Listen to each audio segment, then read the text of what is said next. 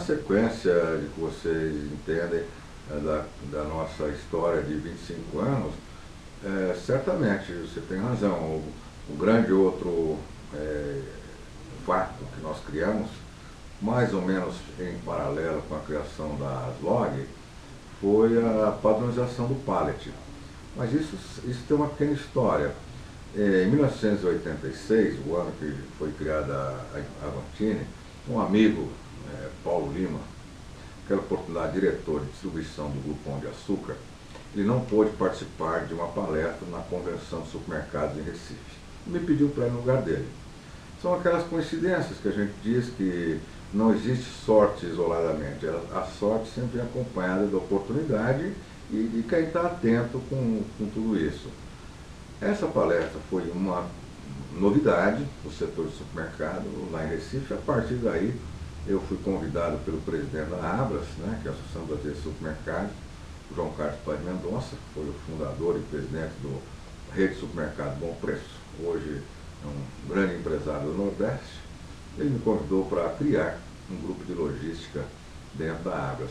Esse grupo foi criado, participei mais ou menos 12 anos, gratuitamente, de maneira, vamos dizer, institucional, e um dos trabalhos que nós fizemos lá foi criar um grande comitê de multissetores para estudar a padronização de pallets. Me recordo bem, isso é bom para registro.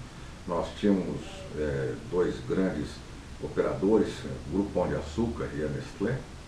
Mélio Fábio era o gerente lá de logística da Nestlé, e nós tínhamos diferentes tipos de pallets em operação no Brasil, mas com um ponto muito sério. O pallet saía da produção até o armazém. Para carregar o caminhão, usava mão de obra, 7, 8 pessoas carregando o caminhão durante 2 horas, para que lá no outro lado, no destino, tipo o CD, a central de distribuição do Pão de Açúcar, houvesse trabalho reverso. Novamente, retirar 8 pessoas do caminhão, retirando as caixas, levando para um pallet, levando para o armazém. Esta situação nos levou, então, a essa ideia de padronizar. A ideia de onde veio, porque eu já conhecia a padronização do pallet na Europa. Eu já tinha estudado esse tema desde o início dos anos 80, em viagens constantes de estudos, de visitas técnicas na Europa, e o padrão EUR foi a inspiração. Né? Conheci muito a entidade francesa de standard, que é a AFNOR, equivalente nossa à BNT, e aí nós criamos então, depois de longos 2 anos e meio, a quase 3 anos, com uma série de pessoas participando. Eu fui apenas o autor da ideia e o condutor, né, gerenciando todas as atividades, e na nossa empresa, a Avantini, realizou todos os projetos. Foram 17 pallets no total, e o 17º acabou sendo aprovado por todos, um pallet multi-aplicativo, uma capacidade para 1.200 kg de resistência, que pudesse ser utilizado por qualquer equipamento de movimentação, pudesse ser armazenado de todas as formas, e acabou sendo criado então o PBR. Para que fosse dada sequência e garantia de qualidade do produto, nós criamos então uma entidade subordinada à Abras, que era o CPP, Comitê Permanente de Padronização, do qual eu presidi até cerca de 4 anos atrás. O objetivo do quê?